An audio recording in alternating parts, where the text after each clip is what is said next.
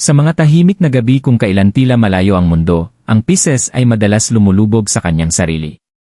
Hindi upang magreklamo, hindi upang humiling, kundi upang bulungan ng panalangin ang universo, isang panalangin sobrang hina na tanging kalawakan lang ang nakakarinig. Sa pagitan ng Enero 15 at 16 na, may banayad na pagkilos na magsisimula, hindi ito maingay, hindi rin dramatiko, ngunit malalim. Isang pagbabagong hindi nagpaparamdam sa ingay o malinaw na senyales, pero kayang baguhin ang lahat mula sa loob. Kung isa kang Pisces na matagal ng taimtim na nananalangin, nagtatanong kung may nakikinig pa ba, ang mensaheng ito ay dumating sa iyo para sa isang dahilan. Ang panalangin mo ay nagsimula ng gumana.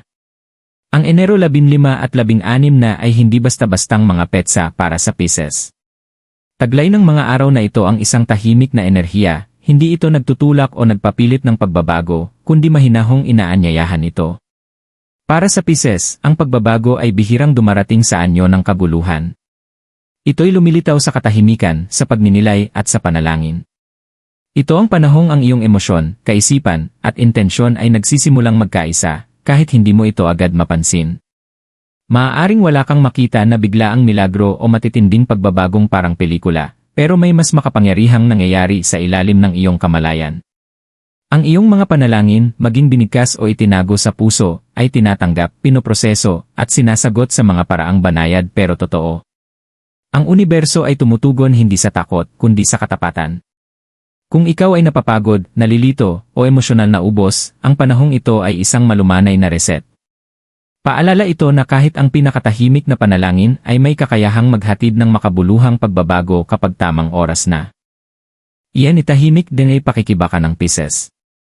Likas sa Pisces ang isang uri ng tahimik na lakas. Habang ang iba ay hayagang ipinapakita ang kanilang sakit, ang Pisces ay natutong mabuhay sa katahimikan. Mumingiti sila sa harap ng iba, nagbibigay ng aliw, at nakikinig ng buong puso, kahit mabigat na ang kanilang sariling damdamin. Ngunit ito'y hindi kahinaan. Ito ang likas na anyo ng kaluluwang nakakaramdam ng lahat, pati na ang mga emosyon na hindi kailanman binibigkas ng iba. Sa pagdaan ng panahon, ang tahimik na pagtitiis na ito ay nakakapagod. Nagsisimula ng itanong ng Pisces kung bakit tila hindi napapansin ang kanilang kabutihan, kung bakit tila walang nakakakita sa kanilang mga sakripisyo, at kung bakit tila walang tugon ang kanilang mga panalangin. May mga gabi kung saan ang Pisces ay gising habang lahat ay tahimik, inuulit-ulit sa isipan ang mga alaala ng nakaraan, mga desisyong ginawa ng may mabuting hangarin, ngunit nauwi sa kabiguan, pagtitiwalang ibinigay ng walang pag-aalinlangan, pag-ibig na inalay ng walang hinihinging kapalit. Sa halip na galit, may pagninilay. Sa halip na sisihan, may tahimik na pagtanong sa sarili. Bihirang humingi ang Pisces, ngunit madalas silang nagbibigay ng lampas sa dapat. Dito unti-unting nabubuo ang isang panloob na pagod, isang uri ng emosyonal na pagkaubos na may kasamang munting pag-asa pa rin. Ang nagpapakilala sa pakikibakang ito ay ang katotohanang hindi naghahanap ng atensyon ang Pisces. Tahimik ang kanilang sakit. Pabulong ang kanilang panalangin. Nakikipag-usap sila sa universo tulad ng pakikipag-usap sa dagat, mahina, may paggalang, at may pananalig na may isang mas malawak na puwersang nakikinig. Kahit ang pag-asa ay tila marupok, patuloy silang naniniwala na may kahulugan sa likod ng lahat ng paghihirap. At ang katahimikang ito ay hindi binabaliwala. Ito'y napapansin. Ito'y naitatala sa paraang hindi natin nakikita.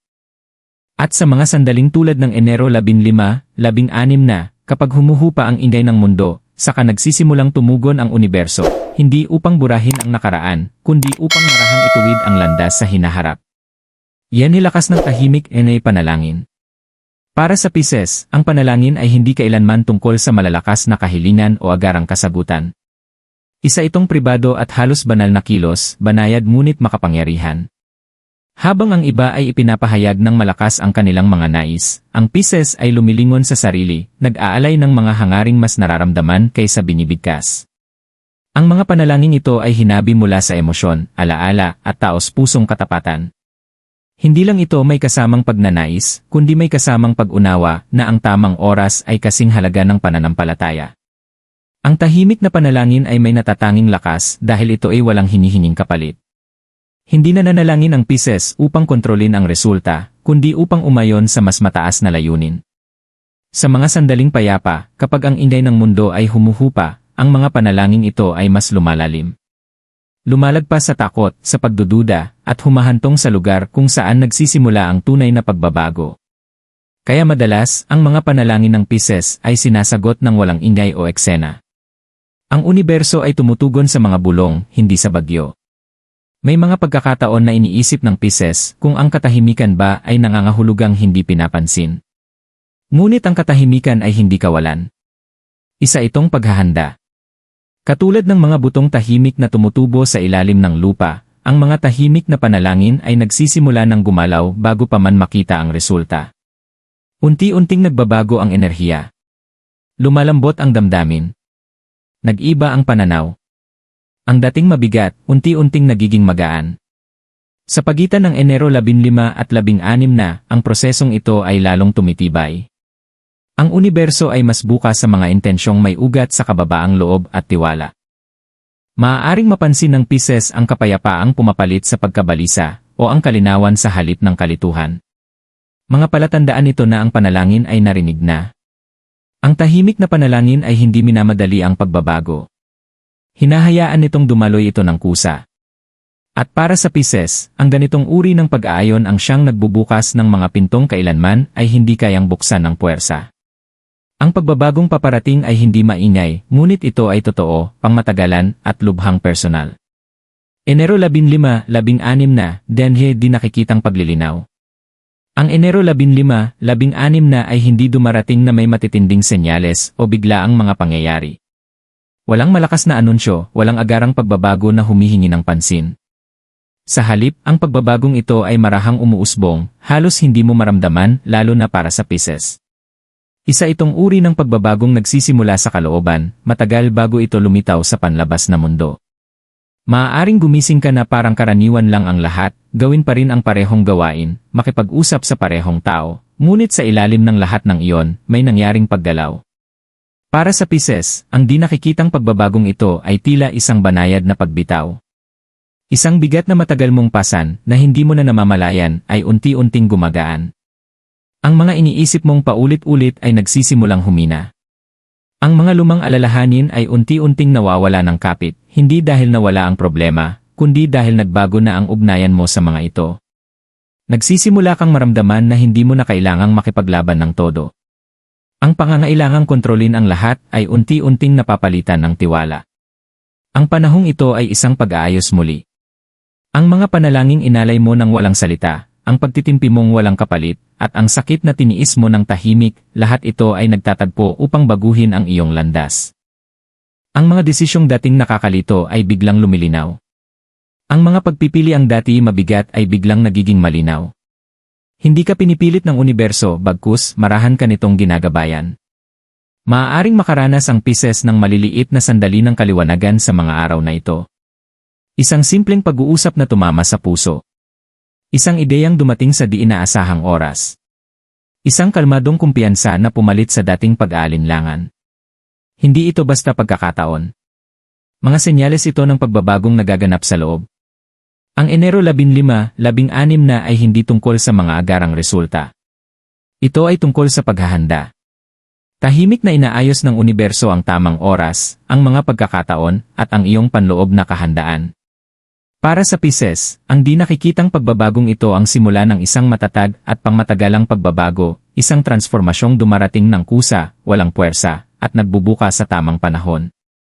LA palatandaang gumagana ni panalangin. Kapag ang panalangin ay gumagalaw ng tahimik, bihira itong magpakita sa malinaw o matitinding paraan. Para sa Pisces, ang mga senyales ay dumarating ng banayad, parang hinabi sa mga pangkaraniwang sandali ng araw-araw. Maaaring hindi mo agad mapansin ang lahat. Sa katunayan, baka sa unay isipin mong wala namang nagbago. Pero unti-unti, nang hindi maikakaila, ang pagbabago ay nagsisimulang lumitaw. Isa sa mga unang senyales ay ang emosyonal na kapayapaan. Ang mga sitwasyong dati ay agad nagdudulot ng lungkot o pagkabalisa ay tila hindi na ganoon kabigat. May pakialam ka pa rin, ngunit mas magaan na ang dalahin. Hindi ito pamamanhid, ito ay ang unti-unting pagbabalik ng balanse. Nagsisimulang maramdaman ng Pisces ang pag-ugat, isang damdaming bago ngunit nakaaliw. Isa pang senyales ay makikita sa iyong isipan. Ang dating paulit-ulit na pag-iisip ay nagsisimula ng humina. Ang mga tanong na dati nagpapagising sa gabi ay nawawala ang pagkaapurado.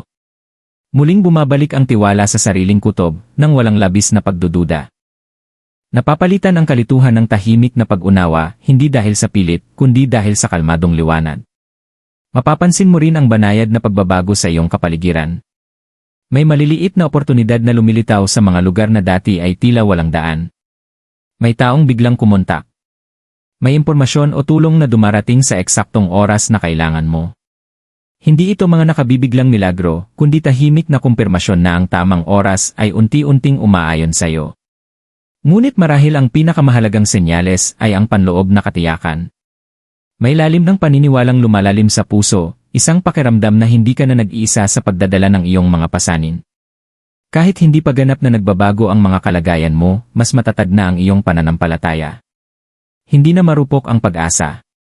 Para sa Pisces, ito ang paraan ng universo ng pagbulong pabalik. Narinig ang panalangin. Nagsimula na ang proseso. At habang ang bunga ay dahan-dahang hinuhubog, ang landas ay unti-unti nang tinatahi ng may pag-aalaga, pagtitiyaga, at layunin. Pagtutugma ng emosyon ihi pananalapi. Para sa Pisces, ang pera ay hindi kailanman simpleng tungkol lang sa mga numero. May dalang damdamin ito, kahulugan at madalas, guilt. Bukas palad kang nagbibigay, kadalasan ay walang inaasahang kapalit, at may mga panahong nailang kang tumanggap. Ang emosyonal mong ugnayan sa pera ang siyang dahilan kung bakit minsan ay nagkakaroon ng pananalaping hadlang, hindi dahil sa kakulangan ng kakayahan, kundi dahil ang iyong enerhiya ay mas nakatuon sa iba kaysa sa sarili. Habang tahimik na nararamdaman ang paggalaw ng Enero 15, 16 na, isang muling pagsasaayos ang nagsisimula. Ang emosyonal na paghilom at pananalaping daloy ay nagsisimulang magkaisa. Kapag pinakawalan ng Pisces ang bigat ng nakaraan, gaya ng pagsisisi, kawalan ng tiwala sa sarili, at ang kagustuhang iligtas ang iba kahit kapalit ang sariling kapakanan, nagkakaroon ng puwang. At kung may puwang, doon makakapasok ang kasaganaan. Ang pagtutugmang ito ay hindi dumarating sa anyo ng bigla ang yaman o instant na gantimpala. Sa halip, ito'y nagsisimula sa kamalayan. Maaaring magsimula kang pahalagahan ang iyong oras sa ibang paraan. Unti-unti mong matatanggap na karapat-dapat kang bayaran ng tama, o matututo kang tumanggi kapag kailangan. Ang mga desisyong pinansyal ay nagiging mas malinaw at mas may direksyon. Dito nagsisimula ang pundasyon ng pangmatagalang kasaganaan. Sa emosyonal na aspeto, mas matatag na ang pakiramdam ng Pisces. Nababawasan ang takot tungkol sa hinaharap, pati na rin ang pagkaapurado na ayusin ang lahat agad-agad. Ang kapayapaang ito ang nagbibigay ng malinaw na pananaw sa mga oportunidad. Tumutugon ang universo sa balanse na ito sa pamamagitan ng pagbubukas ng mga banayad na pintuan, bagong ideya, koneksyong may suporta, o unti-unting pananalaping pag-angat. Itinuturo ng yugtong ito sa Pisces ang isang mahalagang aral. Ang kasaganaan ay pinakamadaling dumaloy kapag magkasundo ang damdamin at praktikalidad. Hindi mo kailangang magsakripisyo para lang maramdamang karapat-dapat ka. Habang lumalalim ang emosyonal mong katatagan, kasunod nito ang pananalaping katatagan. Ang pagkakahanay na nagaganap ngayon ay hindi maingay o magarbo, ngunit ito ay matatag. Isang uri ng paglago na nananatili, at dito nagsisimula ang tunay na seguridad. Iyan ay dapat gawin ng Pisces ngayon. Sa panahong ito, hindi kailangang habulin ng Pisces ang pagbabago o pilitin ang resulta. Ang pinakamahalagang hakbang ngayon ay pagpipigil, ang matutunang kilalanin kung kailan kikilos at kung kailan mananatiling tahimik. Ang universo ay tahimik nang kumikilos pabor sa'yo, at ang pagmamadali ay maaaring makasira sa likas na daloy ng proseso.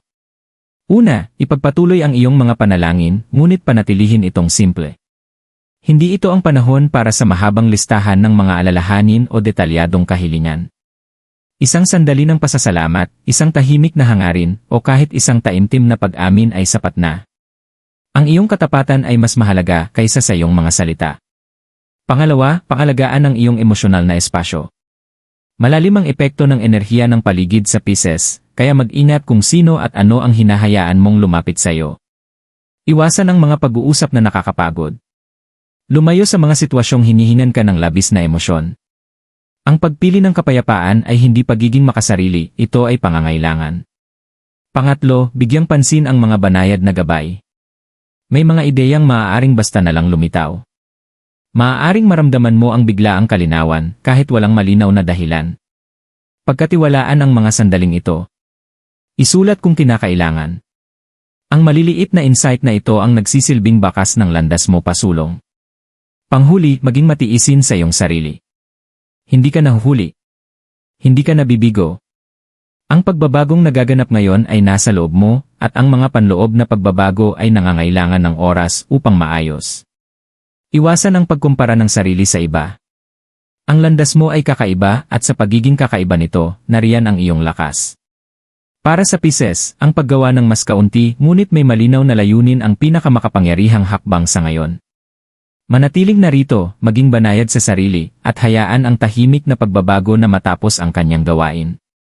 Pisces, ang mensaheng ito ay dumarating sa iyo ng banayad, walang pagmamadali, walang pamimilit. Hindi ka hinihiling ng universo na maging ibang tao o kumilos ng mas mabilis kaysa sa kaya mo. Paalala lang ito na mula pa noon, ikaw ay nakikita. Bawat tahimik mong panalangin, bawat sandali ng pagtitiyaga, bawat pagkakataong pinili mong magmahal kaysa magkimkim ng hinanakit, lahat ng ito ay mas mahalaga kaysa sa inaakala mo. Maaaring naramdaman mong tila walang nakapansin na ang iyong pagsisikap ay nauwi lang sa katahimikan. Ngunit ang katahimikan ay hindi nangangahulugang kawalan. Ito ay pakikinig. Matagal nang nakikinig ang universo sa iyo sa pagitan ng iyong mga salita, sa mga damdaming hindi mo tuluyang nailabas, at sa pananampalatayang tiniis mo kahit mabagal dumating ang sagot. Ngayon, habang nagpapatuloy ang banayad na pagbabagong ito, pagkatiwalaan mong ang lahat ay umaayon sa kung sino ka talaga. Hindi ka huli. Hindi ka naiiwan. Nasa eksaktong lugar ka kung saan kailangang naroon ang iyong kaluluwa upang tanggapin ang darating. Ang dating mabigat ay gumagaan na. Ang dating malabo ay unti-unti nang lumilinaw. Bitawan mo na ang pangangailangang patunayan ng lahat. Bitawan mo ang takot na nagkukubli sa anyo ng pag-ingat. Ikaw ay ginagabayan patungo sa katatagan, kapayapaan, at tahimik na kasaganahan. Hindi ito gantimpala para sa pagdurusa, ito ay likas na tugon sa iyong katapatan. Manatiling bukas. Manatiling banayad. Kasama mo ang universo sa bawat hakbang, kahit sa mga sandaling tila walang tunog ang landas. Kung tumimo sa iyo ang mensaheng ito, maglaan ka ng sandali upang kilalanin ito. Minsan, ang pagkilala sa isang katotohanan ang unang hakbang upang ito ay tuluyang lumago. Hindi mo kailangang mag-react ng malakas o agad itong ibahagi, tanggapin mo lang. Kung nararamdaman mong ikaw ay ginagabayan, i-like mo ang video at mag-subscribe para sa mas marami pang tahimik ngunit makabuluhang mensahe para sa iyong paglalakbay. Ang mga pagbasa ay nilikha para sa mga taong nakikinig gamit ang puso, hindi lang ang tainga. Bumalik ka anumang oras na kailangan mo ng katiyakan, linaw o kapayapaan. Sa ngayon, pagkatiwalaan mo ang proseso, pagkatiwalaan mo ang iyong sarili, at hayaan mong magpatuloy ang tahimik na pagbabagong ito sa sarili nitong panahon.